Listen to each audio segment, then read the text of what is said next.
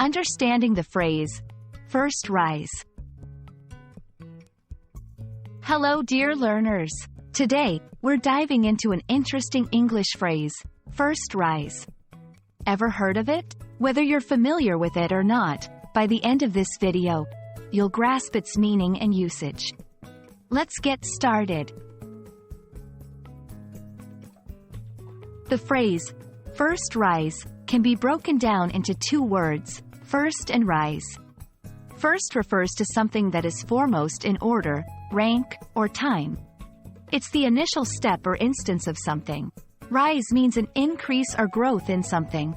It can also refer to the action of something moving upwards.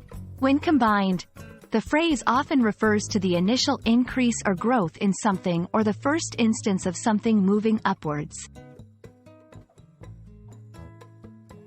Understanding the phrase's meaning in various contexts is crucial. 1. Baking bread. In the world of baking, when making bread, the first rise refers to the initial period where the dough expands and grows before it's shaped and left for the second rise. 2. Economics and stock market. In financial contexts, first rise might refer to the initial increase in stock prices or economic indicators after a period of stagnation or decline. 3. General usage. In day-to-day conversations, first rise can be used metaphorically to discuss the beginning of any positive change or growth. For example, the first rise of hope I felt was when I saw the community coming together.